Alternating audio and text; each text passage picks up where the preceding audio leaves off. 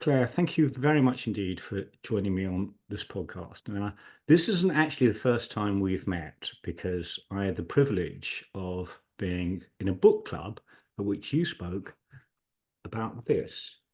Ah, This is one of the earliest books that I read in my coaching journey. And I found it absolutely insightful. I loved it. I'm just picking a page at random. Okay. It says, the old mindset is to act like a service provider. The new mindset is be a partner so thinkers can move out of consuming and into thinking for themselves. mhm. And the book has huge amounts of really great advice, obviously from lived experience. And I find it a fantastic manual as I begin my coaching journey. And I can see that others who have been coaches for a really long time perhaps get into habits. And this is the type of book that will provoke recalibration, new thinking. Mm. And I think coaching itself is going through a period of quite significant changes. We're seeing many more people join the coaching profession, including, of course, AI. Yeah. And I think there's a shift in the demand for coaching, which perhaps was always previously seen possibly as an executive perk rather than something that would really help people work more collaboratively together. And I know that you have a new book out, and I'm Mm. really keen to talk about that in just a moment. But tell me what informed the need to write a transformational coach. Well, um, I am a mentor coach for coaches who aspire to get their International Coaching Federation credential. And what that means as a mentor coach is that I watch them coaching and I support them to figure out where are their strengths and where could they develop. And I was noticing patterns of behavior across the many, many, many coaches that I was mentor coaching that suggested to me that there was something in maybe it was their societal, that what it goes on in society. Maybe it was um, messages they'd received from parents. Maybe it was stuff they'd learnt from school.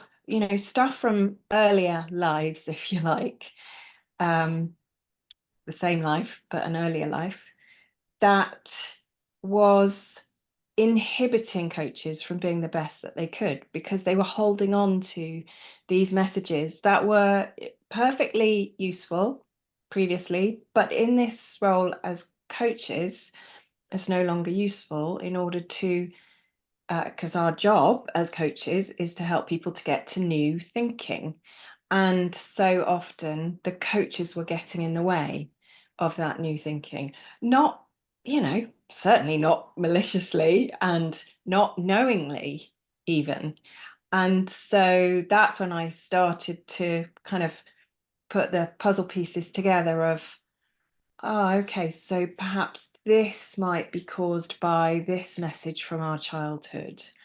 And I started to do some interviews and find out from coaches. So, what do you notice about what holds you back? And there was definitely some consistency across the board of what people were saying. Um, And that's really interesting. You talk about mentoring coaching, and one of the things that I had the great privilege of once meeting Edward de Bono. And one of his observations, he's the author of a number of ideas, including lateral thinking and six Mhm. thinking. And one of the things he said is we don't teach thinking in schools. We teach geography, history, maths, physics, chemistry. We don't teach thinking. Yeah. And the idea of coaching to coach or thinking to think, I think is really interesting. And I think this is an area that you're also interested in. Yes, it is. And I remember this is the first time I recall us having a connection was when I saw something you had posted on this exact thing, that we don't teach thinking. And for for years, I have been banging the drum, if you like, for learning how to learn. We Mhm. need to learn how to learn, and that includes learning how to think. And when I think about thinking, Mhm. um, and I talk about the thinker, so other people might call them the coachee or the client, but I would call them the thinker. Even that feels limited, actually, because thinking suggests that it's cerebral and that it's the intellectual kind of thinking that happens in the brain. And yet, our bodies have so much to say, and our emotions have so much to say. There's a lot of wisdom that we do not tap into if we only listen to what's going on in the head. So I'm absolutely with you that we need to teach people how to think, but thinking being thinking with the head, the heart, the gut, the big toe, the whatever. And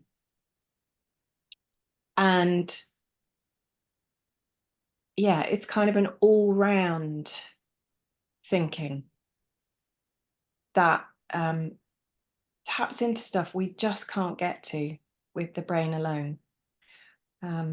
So yeah, that's how I remember us first meeting, was it from a post that you talked about thinking, feeling, and being. And in between times, I've read Dr. Ian McGilchrist's book, The Master and His Emissary. Yeah. I think that's quite profound because it touches on this area. Now, I'm going to attempt, it's a mighty tome of deep thinking, but I'm going to attempt to summarize it. And he talks about the left brain and the right brain and working together as a team, and a highly effective team when they do truly work together. And the simplest explanation I can think of is birds. Okay, birds will look with their left eye, okay, at prey or food, and will look with the right eye, okay, at predators and what surrounds them. Huh. And so effectively, the two halves of the brain are trying to work together. What is in front of me? How can I objectify this into a tool or something that I can eat or build a nest from? And the right side saying, well, what surrounds me, being much more broadly aware. And that's why predominantly, for example, if we reach out to something, we'll reach out with our right arm because our left brain is controlling the right arm, and our right arm is a tool for managing within the world. Now, it's a fantastic book, and I'm doing it a huge disservice if I try and summarize it in a few words. But bring it back to this conversation. I think it's really interesting how we shortlist, checkbox. Things have become much more left-brained, and in fact, now with AI, everything is really reflection, diagnosis, decision, prognosis. I fear sometimes we pathologize human emotion. We Mm, objectify it and we don't accept it as a whole, but we categorize it, classify it, and respond accordingly. mm. One of the challenges when we're thinking about thinking is, are we bringing our whole selves, or um, are we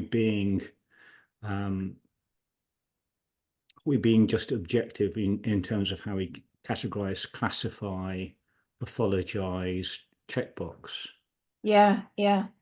And I have quoted Ian McGilchrist in my next book, actually, because he does say that we can't remember the exact words he uses, but we give too much credence to the left brain. And that's going to get us into trouble, in my opinion. I mean, it's already getting us into trouble by only listening to logic. Because we have all this other wisdom, that is hard to quantify. So the left brain doesn't like it, or the logical side of us doesn't like it, because it's really hard to pin it down. Emotions are slippery beasts. And I call them beasts. That makes it sound like I think they're negative. They're not. They are neutral. We have all sorts of emotions. They are not positive or negative. They are what they are. Um, they are useful to us to give us messages. That's what emotions are there for, is to give us a different kind of message.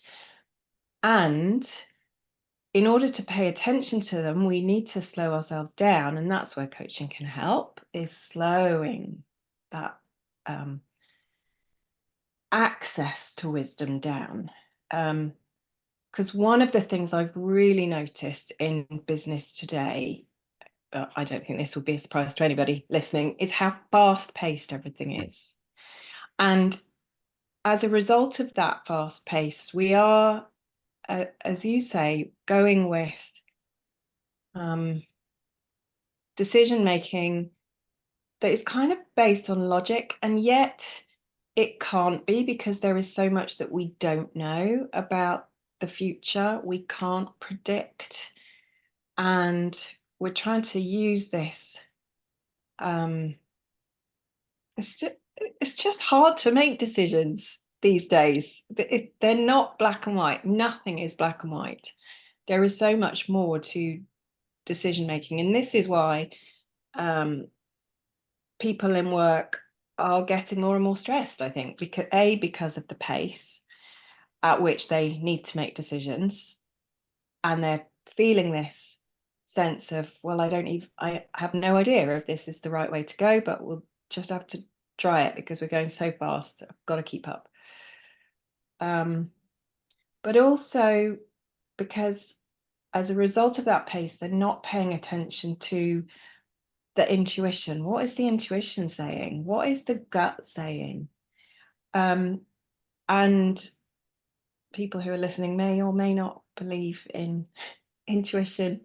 That may in and of itself feel hard to access. And I come out of the corporate world, and I would say many years ago, I found my intuition really hard to access.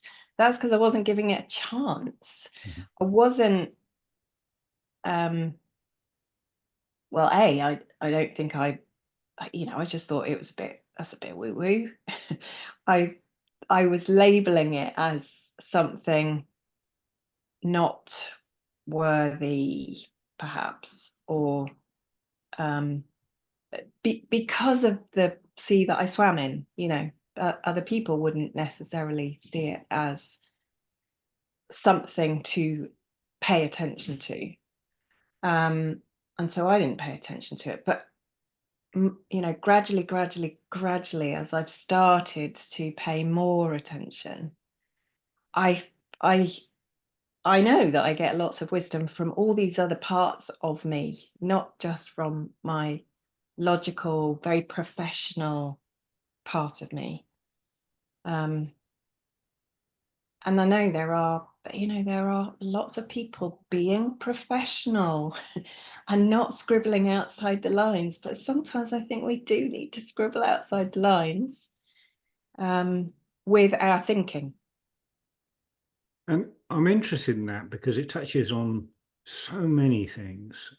What Daniel Kahneman would have described as heuristics, what we might call shortcuts, we may call them cognitive biases, we may call them other types of biases like racism or whatever, where we just make an assumption without thinking. Mm. We too much perhaps work in stereotypes of that nature, simply because we don't allow ourselves the opportunity to reflect and say, is that really true? And then working with these stereotypes, we very quickly find ourselves going down a path that perhaps we had never intended had we had the time to reflect. Yeah. And I'm wondering how much of that is about the fact that we all predominantly do these things in isolation. Decision making can be a very lonely place. Mm. To what extent that can be mitigated by working in collaborative environments? I'm thinking here around the lines of Nancy Klein and her thinking environment. Yeah, yeah. I'm with you. Being able to listen to other people's perspectives and listen to them with curiosity. It's that curious gene that I think gets us further than listening to defend our own point of view. And that's the whole point of diversity, equity, inclusion, belonging strategies and policies, isn't it? It's how can we make the most of difference in lived experience, which leads to difference in ways of thinking about stuff. And yeah, I mean, every single one of us is unique.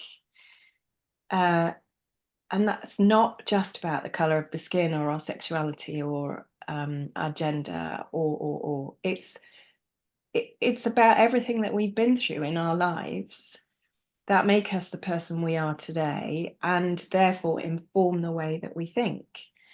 And therefore, having those collaborative conversations help us all to see, oh, I thought everybody thought that. Oh, it turns out that you think very differently about that. Or we think similarly on this, but there's a little nuance here that I hadn't considered. So yeah, I think that's exactly where DEIB policies are trying to take us. And we've got to think of those policies for the goodness that they bring, the goodness in creative thinking and innovation. And if we recognize potentially the advantages of outliers, of mavericks, of difference, of diversity, we really do value inclusion, belonging, unity. And I'm interested in this concept of how ready people might be for coaching or their coachability. And even the concept of a toxic personality or a toxic person, which is clearly where culture says you don't fit in. But of course, we live in a world where increasingly we are better, where we embrace difference. I'm really interested in that and your experience as a coach mentor around working in challenging environments and this concept of coachability. So there are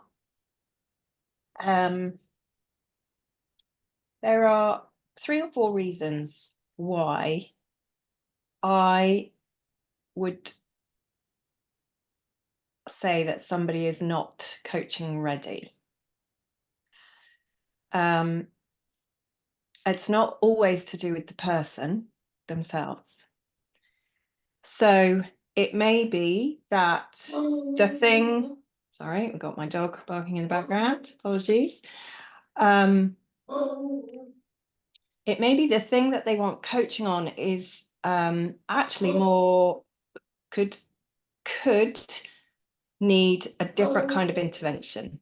It could be a therapeutic intervention. It could be a medical intervention. It could be something else. The list could go on. So it may not be a coachable topic or subject. So that's not about the person themselves being uncoachable. It's about whether what they want to work on is coachable in and of itself. Another reason for not coaching somebody is if they don't want it. quite often organizations will put people forward for coaching because they think they need it for whatever reason. Maybe that the line manager of this person has not done a good job of managing, and this might be what they deem to be a last resort. When I hear that kind of thing, I'm like, okay, there are flags raising here. This is, again, not the individual's fault. This is to do with the line management that they've received or not received, as the case may be. So we can't, we shouldn't be coaching that person. We should be coaching their line manager, maybe. So that's another reason. And another one, again, is it the right time for the individual, but also for the organization? So we need to, for example, if a if somebody is about to have their first child, I mean, coaching could be exactly what they want and need at that point to help them with this transition into parenthood. And I'm talking about men just as much as I am women here. Have been coaching a man who has taken a break for paternity leave because he wants to give his absolute full attention to his baby and his wife. So at that point, he's not coaching ready because he's got other stuff on his mind. So the timing isn't right for coaching. So this idea of coachability, which I think has historically got this kind of stigma attached to it and gets people all riled up, because are you saying that people can't be coached? That they're, how do you make a judgment that this person is not coachable? Well, it's usually not about the person. I mean, sometimes it might be. So if an organization wants to send a narcissist for coaching, for example, and of course I can't diagnose narcissism, but if there is something in this person that suggests that they are never going to want to change, then why bring them into the coaching mix? All they're going to do is try and trip up the coach, and prove something.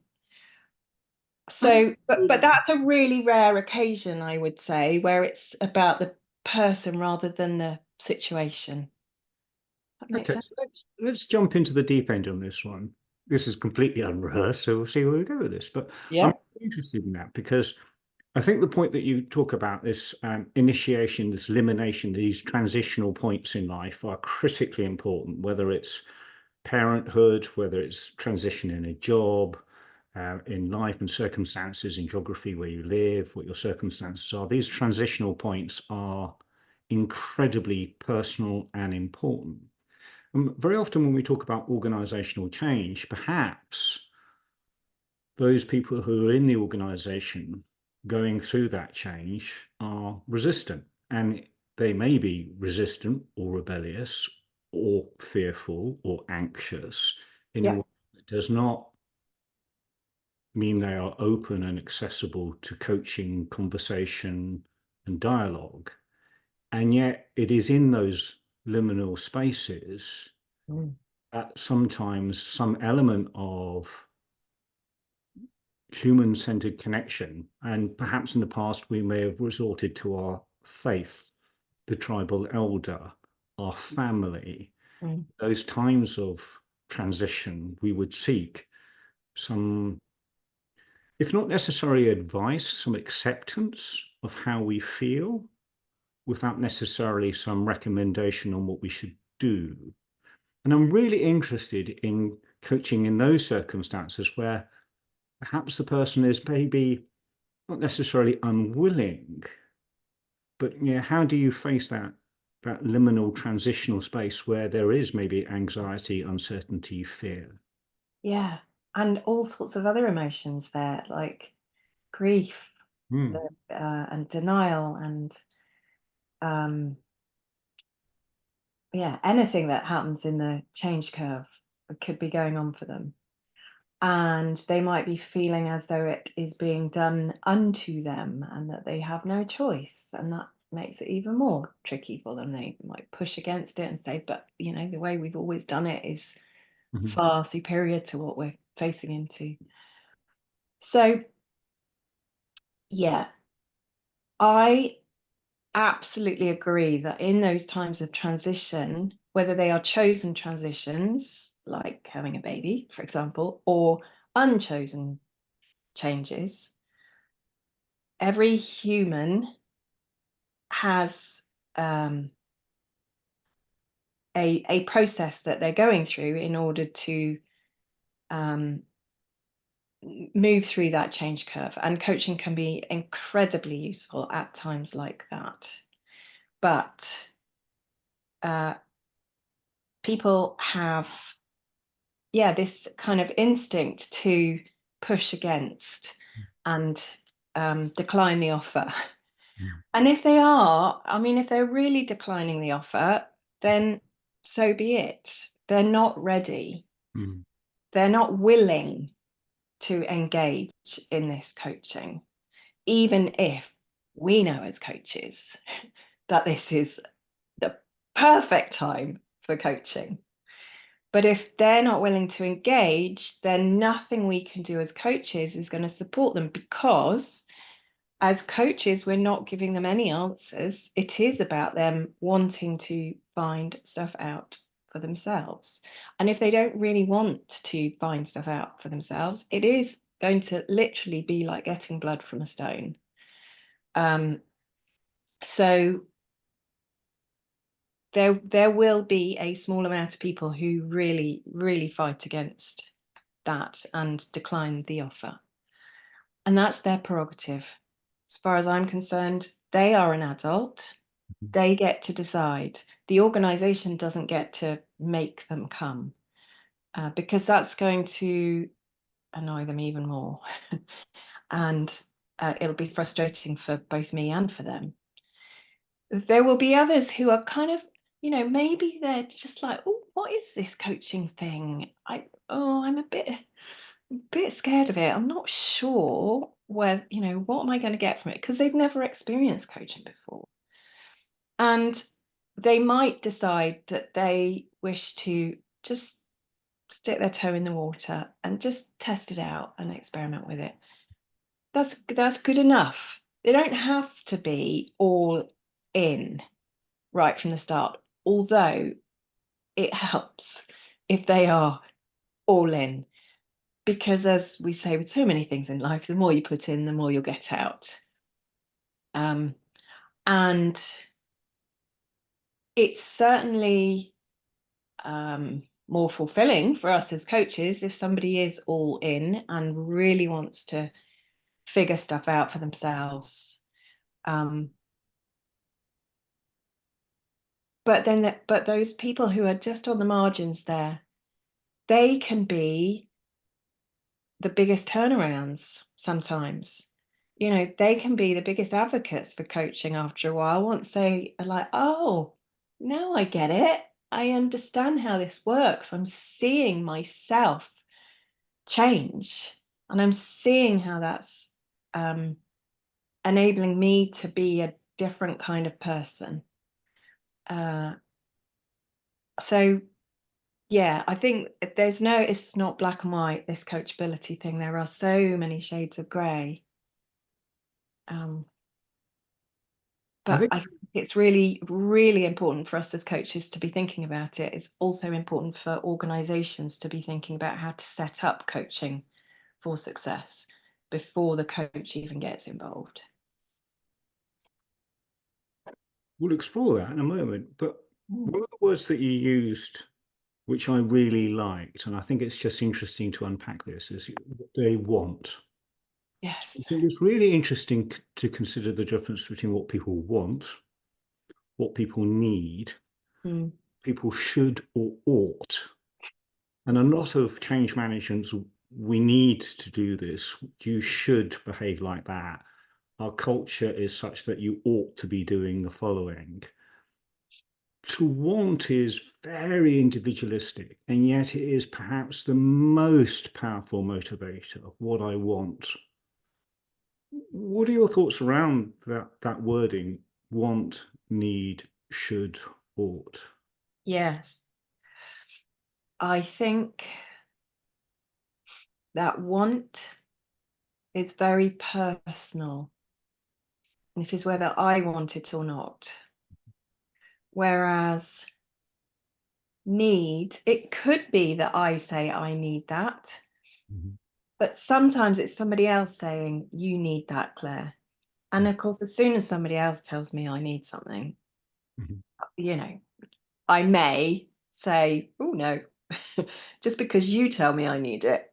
No, I mean, it does depend on who's telling me that. But I think need might come from outside some of the time, and that causes us to um, kick against it. And the oughts and the shoulds, they definitely come from externally. You know, I ought to do this because I'm thinking about how my manager will respond, for example. So um, we get into all sorts of territory around shame and embarrassment and when we put shoulds and oughts into the mix. So I think the two that are most useful of those are the want and the need. There are occasions where um, a person will say that they want something, but it might be contrary to what they need. But of course, they haven't figured out what they need yet. And coaching can help them to figure out what they need as well as what they want. Uh, so they may need to come into coaching to figure that out. But equally, you know, we're talking about adults here. They don't need us to be paternalistic. They don't need us to um, spoon feed. Oh, that's the worst thing we can do, is to spoon feed people with what we think they need. And this is back to this idea of learning to learn, or teaching people to think. We've done such a bad job of that because we spoon feed knowledge rather than helping people to. I am generalizing here, of course, but you know, that's what I see in our educational establishments, is too much spoon feeding. So if I were a potentially HR person responsible for supporting a change program, and that change program could be people, process, and technology, and I recognize that a lot of things are going to change. And you touched on just before my question about change readiness, and we both acknowledged the challenges around maybe being patronizing with shoulds and oughts. When you're talking about the organization being ready for change, when you're talking about the organization laying the path, what would your advice be there? So laying the path for coaching as a part of a change program, or not as part of a change program, so it's simply for, you know, one person for whom they think coaching might be useful. So I recommend that the person who is responsible for commissioning coaching, and I would call them the coaching custodian, Mhm, pays more attention to those questions I asked earlier about, is coaching the right intervention? Is this the right time? Is the individual willing? Do they want to change? Those kinds of questions need to be answered between the coaching custodian and the individual, and perhaps the individual's line manager, before the coach even gets approached. Because it could be that they realize, oh no, it's not coaching. So coaching is not the panacea for everything. It mhm, really isn't. It's not this magic wand that can fix everything in an instant. It does take hard work. And therefore the individual needs to be willing to step into that hard work of thinking. But those are the kinds of things that a coaching custodian needs to pay attention to. They're not just responsible for the budget. Mhm. They're not just responsible for finding a pool of coaches. They need to have done all of those other things before they invite a coach to have a conversation with this individual, so that they've kind of screened out the times when coaching is not right for this individual. I'm really interested in the point about individuals because, to a certain extent, we may all be individuals, but we are all also different forms of collective, whether that's a family, a company, a community, a charity. Mm. I'm wondering how those interventions change. I'll keep it really simple and perhaps talk about rowing rather than identify any clients. But I think one of the really interesting things working with a rowing team is that you work with them both individually and as a group. You Mm. recognize that there is a group dynamic.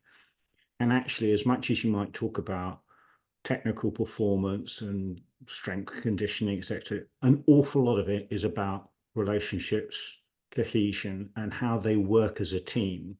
Yeah. So there is that element of consensus, understanding, accommodation, Yeah. flexibility, a sense of belonging, uh, a huge amount of acceptance of strengths and weaknesses within the team. And all of that is actually as important as the competence and functional performance. What are your thoughts in how do your thoughts around coaching change when we're talking about those types of team dynamic? Yeah. It's a really great question. So often in one-to-one coaching, people will bring relationship stuff. They want to talk about their relationship with somebody else on the team or with their boss. So Mhm. that does come up a lot in one-to-ones. But you're reminding me of a piece of research, and I'm afraid I can't remember whose research this is, but it was about a really high performing stockbroker who was earning huge amounts of money for his organization, and real star player, and they treated him as the star player. But then he moved to a different organization, and all of a sudden he was failing. He couldn't he couldn't bring it back. And he was like, what is going on here? And it was because in the first instance he was surrounded by a team of people who were enabling him to be that star player. In the second instance, that team around him were not enabling that.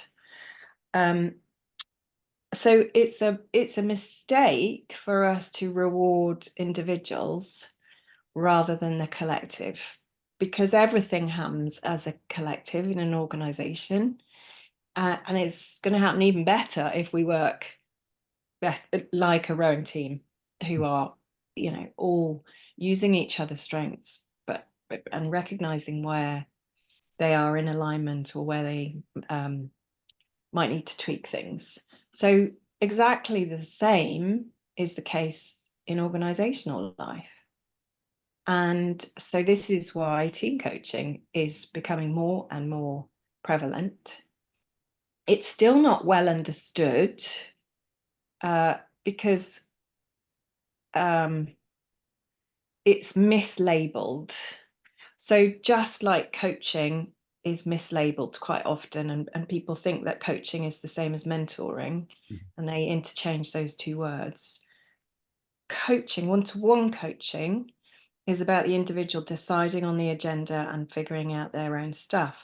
Team coaching is exactly the same. It's about the team deciding what is it that we most need to work on and how are we going to figure this out together. Yes, we're the team coach, but the team coach is not a team builder or a team facilitator or a team something else. Certainly not teaching or telling. It is team coaching is non-directive, just like one-to-one. And the idea is to boost the thinking power. If we come right back round to that, boost the thinking power of the team so that they can think better together when the coach is not there, just as much as when the coach is there. So our job as coaches is to do ourselves out of a job by enabling them to build that muscle for themselves. And I talk about that in the transformational coach, but I specialize more in the one-to-one side than I do in teams, but it's the same premise, whether it's one-to-ones or team. We are there to enable them to think together. And I like that. And it certainly resonates with me. There's Adrian Morehouse, the Olympic swimmer, Mm. has a saying above the pool that says, "We create the environment in which success is inevitable." And I think it's facilitating that environment for others to thrive and flourish. And there Mm. is a movement now towards thinking about thriving and flourishing rather than people as a human resource. Yeah. Um, it's a bit of a shift. I think one of the advantage of working with rowing teams is physically you're putting all the people in the boat and there's that personal human connection. I think one of the challenges now with working from home, one of the challenges of working internationally, is that actually you don't necessarily have that human connection, the physical intimacy or proximity. It's something different. Yeah, But I there's some, disagree. oh, go for it. Yeah. I think we make out that this virtual working world, the hybrid thing, is second class, but by no means is it if we put some effort in to figure out what is it that needs to shift in me and in the way we do this work together such that we can get this connection through the screen. So I feel that I can get just as much of a human connection with somebody either through the screen or audio only because I have honed that skill. But it's back to this thing about people don't slow down enough to be able to hone that skill. They just think, oh, well, I can't, it's not possible. That's the immediate reaction is this isn't as good as being in the room together. Why even bother? Well, if you just slow down for a minute to figure this out and figure out how can I have a heart-to-heart connection with this other person on my team such that we feel this, we feel this connection across the miles. It's perfectly possible to do that. So yeah, I'm a big advocate for virtual working, having been in a global organization and worked with, so I was never in the same place as my boss and my teammates, or rarely. Maybe once a year if we were lucky, we might get together. But even then, I'm like, oh, as soon as I said that, if we were lucky, I'm putting a spin on that. But oh, it's good to be face to face. It was lovely to be face to face every now and again, but we didn't need it to be a really high performing team. There were other team leaders who were looking at our team saying, how do you do that? you guys are such a strong, close-knit team. How are you doing that in this virtual world? Now, we had quite a hard time articulating that, but we did it. It is possible. Well, I'm going to pick up on that actually. First, I wholly agree that if you put the effort in and that there is a connection or relationship, you absolutely can work online. Mm. I would challenge, though, that it's the same. I think ultimately, if we've missed our partner, we really look forward to coming home to our partner. Okay. And if you haven't seen your parents for a while, going to see your parents is never quite the same as doing it over Zoom. There is something profoundly important. Chemically, we talked about emotions and the release of oxytocin, etc. Yeah, Things are hugs different. are really important. Yeah. I think there's also something that's really interesting that when you're face to face with anybody, your relationship is actually different than if you're beside them. The types of conversations that you might have sat side by side driving a car where you're not squaring up against each other are actually different to the types of conversations where you're literally looking at a face opposite you. Great. And I also think that, the proximity of that face and the loss of the body is also a factor. So I think there are some intricacies, but fundamentally, I agree with you that if you work at it, you can succeed. And therefore, I'm interested in how you work at it. Yes, yeah. Well, so I have another pushback on that. You say, you're losing the body down under here, and if you can't see the body, you're losing a whole load of stuff. Well, even in this box Mhm, that I'm in, or this box that you're in, I can sense stuff that's going on in this part and above that is representative of what's going down here, mhm, because I have trained myself to be able to do that. I have to admit, my preference is for audio only, mhm, and there is some research that suggests that people who are audio only can pick up on emotions much more readily than people who are have got the full picture, whether that's face to face or virtual picture. So audio only can give you access to understanding a person and their emotions. So if you can get that from audio only, actually being able to see the top part of you is that just suggests that even that is not better than audio only, and face to face is not better than audio only.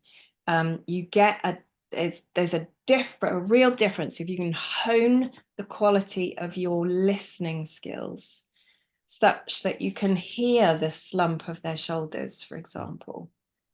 And people might think I'm a bit odd, say, how can you hear that? There's no sound that goes with that, but you can hear it in the voice. You can hear it in the breathing. There is so much that you can hear if you put your mind to it, your effort to it. So it is about training the brain mhm. to be able to access these senses that we lose when we're not consciously trying. I think you're absolutely right. I believe it was Douglas Adams, the famous author of The Hitchhiker's Guide to the Galaxy, who said, the great thing about radio over television is the pictures are better. Yeah, lovely. And I like that point because it's really making the point is that the really valuable pictures are the ones that are in your head. And as coaches, we are the ones provoking awareness, not directing it. Yeah, And so I do think that your observation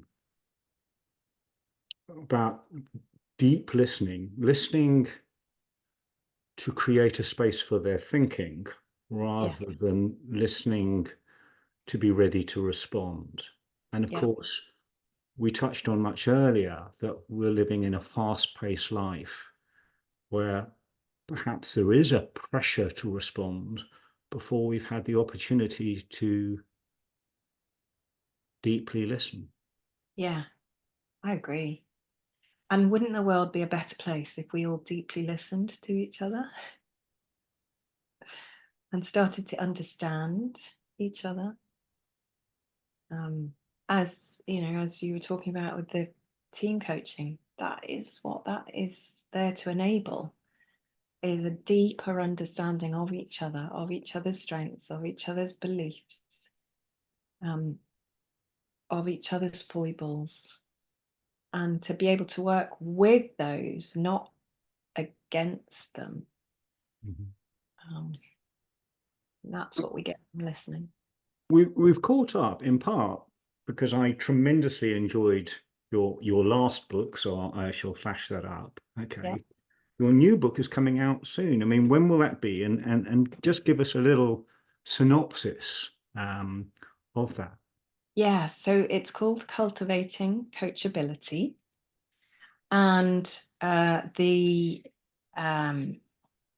one-liner, if you like, the big idea around that is that anyone can cultivate coachability.